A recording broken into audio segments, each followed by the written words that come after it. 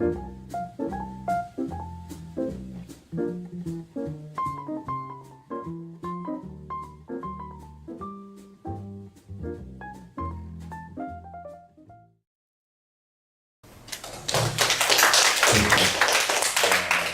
you, Professor Liang. Thank you for your introduction.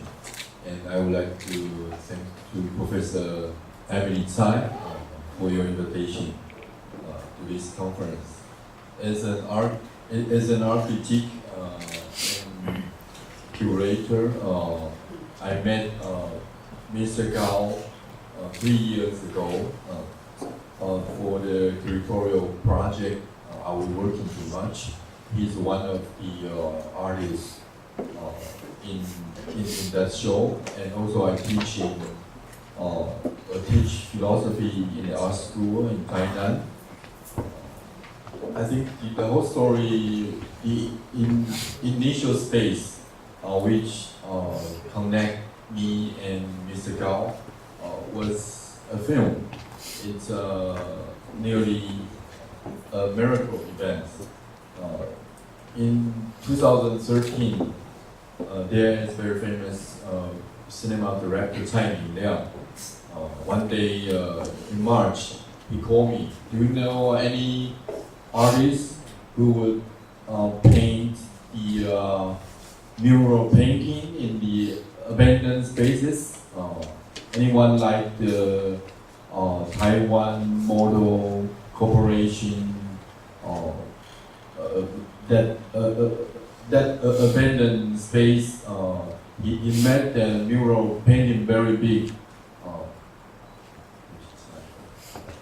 like this one, and he was quite bothered with that experience, because this mural painting was shown and filmed in his very famous film, Stray Dog, in 2013.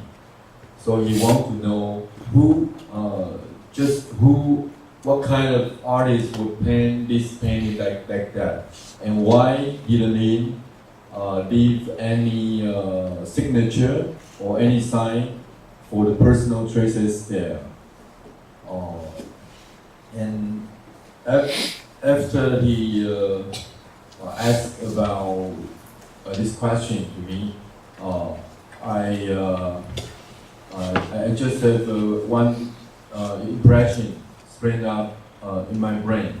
I said maybe one of my students, he's an artist. Maybe he could paint this kind of mural painting because he's a quite strange artist, and sometimes like a shaman. And I didn't know where he has been for a long time. But in one presentation in my class, I have this kind of impression. So after that, this is the event that Mr. Gao encountered director Tainan Liang. And you can see this is one scenario in his film. Yeah. And it's quite long. I think there are 14 minutes in this film, based on this kind of scenario. And but Mr. Gao, he painted this mural painting based on one photo of John Thompson in 1871. This is the initial space, initial photography in Taiwan history of photography, and I think this is quite symbolic for the artwork of Mr. Gao. And after that event, I follow Mr. Gao to different places abandoned, like the sugarcane factory in Tainan, the Haishan coal mine, and the Model Transport Corporation, the abandoned site, and the only one space I haven't been there is the Bo Eye Market. This is today his title presentation, and well, I have been also in the Anken Torture Center. In fact, it is an Anken reception, kind of a CIA in Taiwan for the political prisoner. They were put into there and suffering different kind of torture. As a commander today, I would like to suggest what happened, just what happened in these spaces in Taiwan. Is there kind of life of space, or kind of life of abandoned space?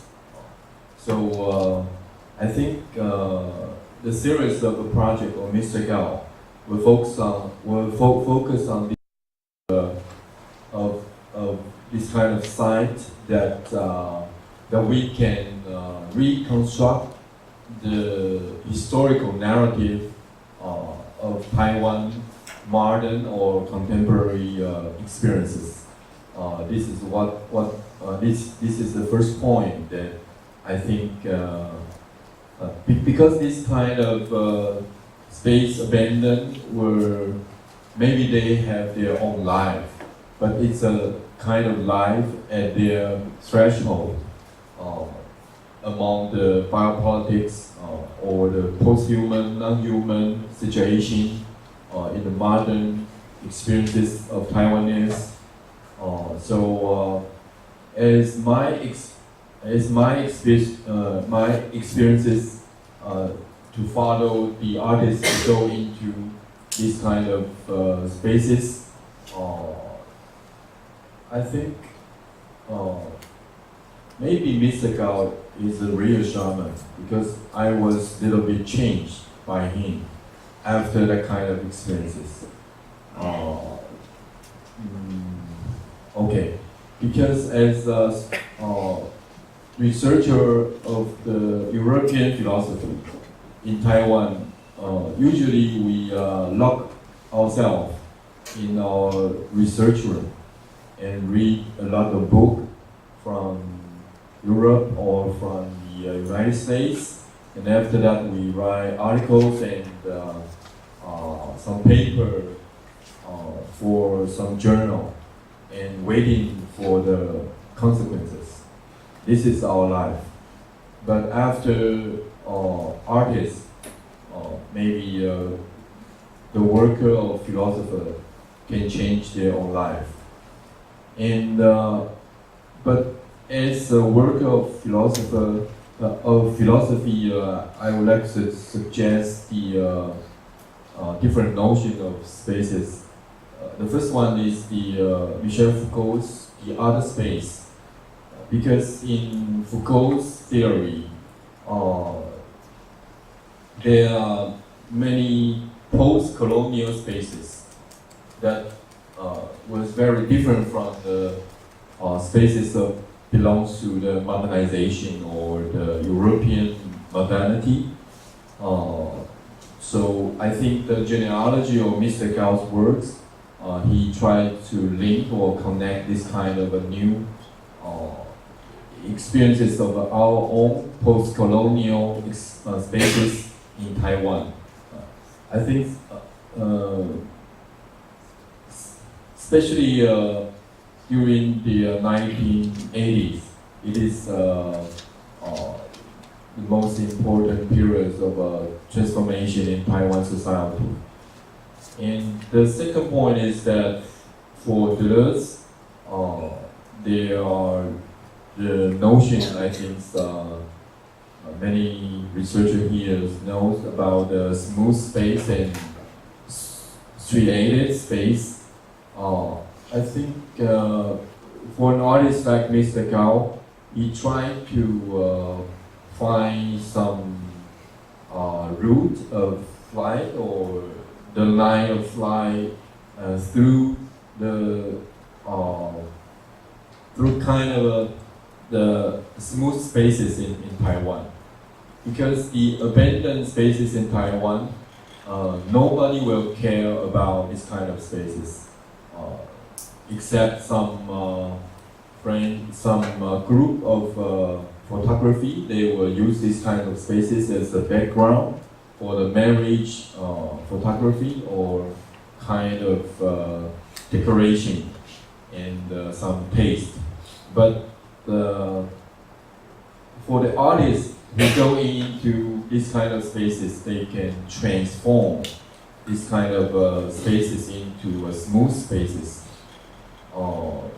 That spaces will not show in any mass media in Taiwan, or sometimes we know, like the example he suggests, Taichung coal mine.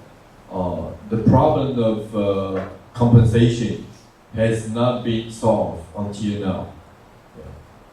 But nobody knows about that, because in that big explosion in 1984, there are about 100 coal miner dead in that big event.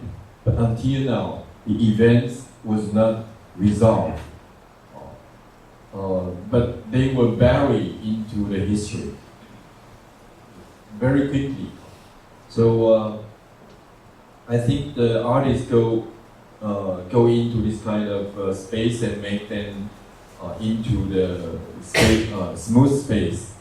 And the last point I want to suggest is about the problematic of subjectivity. So what kind of subjectivity we can talk about in this kind of work of art or the project of art?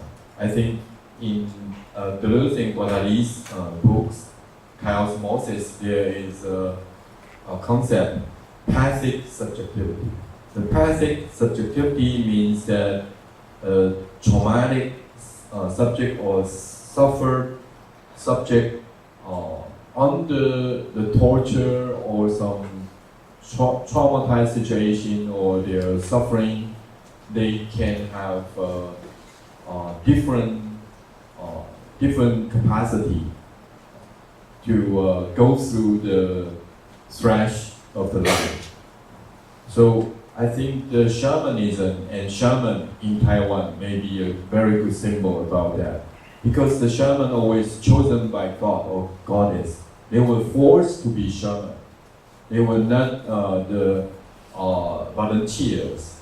But after chosen by God or goddess, you have to obey or observe this kind of chosen.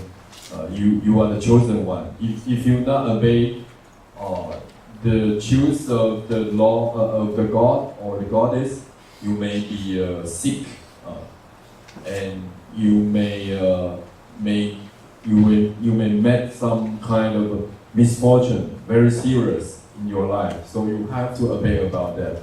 But under the historical experiences of Taiwanese, under the experience of colonial experience or the white terror experiences, I think that there are many traumatized subject or suffer subject exist, but they were abandoned life.